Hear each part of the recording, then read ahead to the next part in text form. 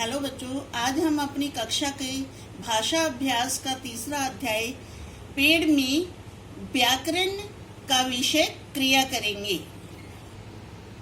तो लेसन 3 पेड़। तो इसका पहला प्रश्न है कि पेड़ कविता में से कोई 5 संज्ञा शब्द छांटकर लिखिए। हमने पिछले लेसन में हमने संज्ञा के बारे में पढ़ा था, तो आइए हम इस लेसन में से संज्ञा शब्द छांट कर लिखते हैं। मैंने अपने लेसन में लिखा है पेड़, बच्ची, जुगनू, पक्षी, गैया। आप कोई भी 5 संज्ञा शब्द छांट कर यहाँ लिखने हैं। ध्यान पूर्वक सेकंड क्वेश्चन पढ़िए। हड़बड़ करते भागेंगे, चाय पिएंगे, वे रुमझुम नाचेंगे, पत्तों की थाली से खाना खाएंगे, पेट खुजाएगी गैया, बच्चे छाँव में खेलेंगे। इसमें मोटे काले अक्षरों की तरफ ध्यान दें। इसमें कोई भी कुछ ना कुछ काम कर रहा है या काम हो रहा है, यानी कि इन शब्दों से हमें किसी काम के करने या होने की सूचना मिलती है। तो हम नीचे इन शब्दों को नीचे लिखेंगे। तो शब्द हैं भागेंगे, पिएंगे, नाचेंगे, जाएंगे, खाएंगे, खुजाएगी, खेलेंगे। तो इन शब्दों से हमें किसी काम के करने या होने का पता चलता है। तो बच्चों, अब तीसरे क्वेश्चन में आपने चित्रों के आधार पर आपने कुछ वाक्य बनाने हैं और क्रिया शब्दों को घेरा लगाना है। मैंने बनाए हुए हैं, आपने इन वाक्यों की जैसे ही अपनी तरफ से वाक्य बनाने हैं लेसन 3 में।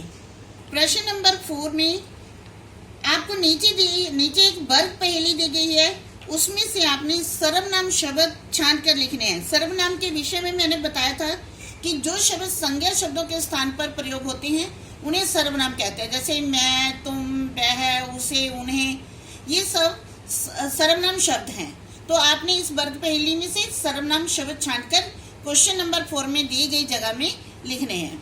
क्वेश्चन नंबर 5 में आपने शब्दों के एक वचन अथवा बहुवचन रूप लिखने हैं, यानी एक शब्दों के बहुवचन रूप लिखने हैं और बहुवचन रूपों के एक वचन रूप लिखने हैं।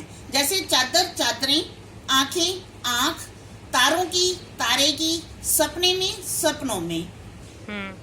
हाँ जी बेटा, प्रश्न नंबर 6 में आपने विपरीत अर्थ वाले शब्द लिखने हैं। आपको सामने बॉक्स में विलोम शब्द या विपरीत शब्द एक ही बात है, विलोम शब्द दिए गए हैं सामने, तो आपने इनके विलोम शब्द लिखने हैं। जैसे सुंदर का कुरूप, नई, पुरानी, नम, शुष्क, छाव, धूप।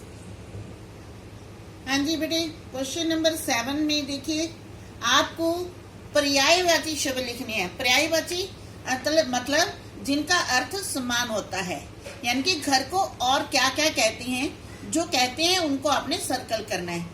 जैसे घर, मकान, गृह, कानन, भवन, ये 4 शब्द दिए गए हैं। मकान, गृह और भवन ये घर को ही कहते हैं, जबकि कानन जंगल को कहते हैं।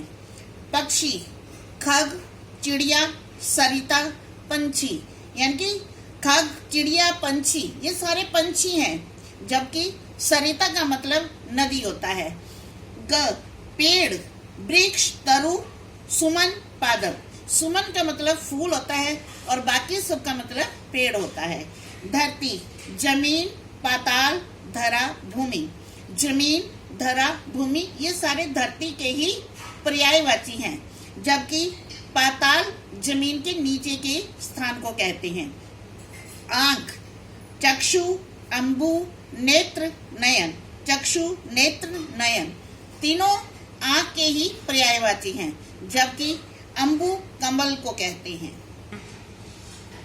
प्रश्न नंबर 8 में बच्चों नीचे दिए गए वाक्यों को देखिए।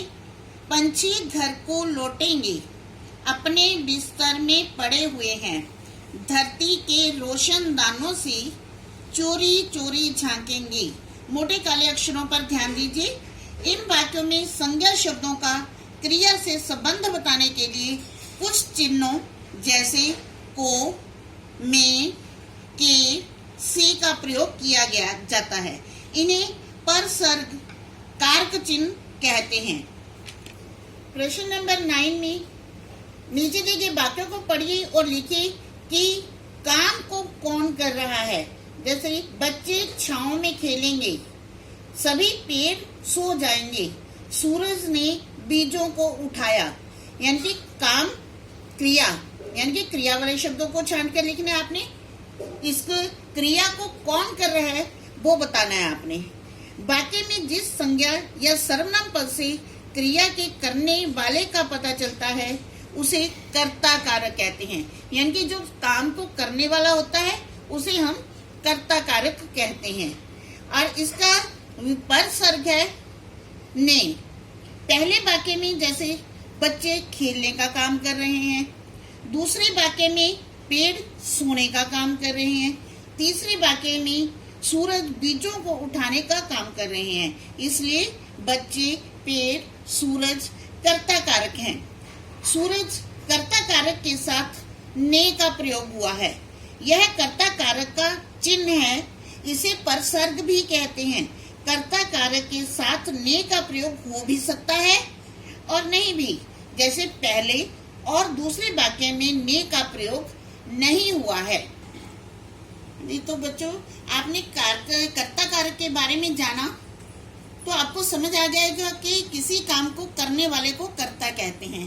तो अब 10वें क्वेश्चन में आपने कर्ता कारक के नीचे रेखा खींचनी है।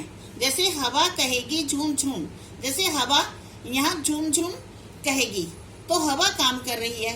पंछी घर को लौटेंगे, इसमें पंछी लौटेंगे घर को, पंछी काम कर रहे हैं। तीसरी में गैया ने पेट खुजाई, पेट खुजाने का काम कौन कर रहा है? गैया। चंदा चमकेगा, चमकने का काम कौन कर रहा है? चंदा।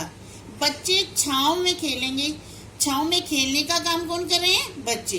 तो हवा, पंछी, गैया, चंदा, ये सारे कर्ता कारक हैं। तो बच्चों, आपने इस लेसन में क्रिया और कर्ता कारक के बारे में जाना। तो इनसे संबंधित कुछ कीजिए और अभ्यास कीजिए। धन्यवाद।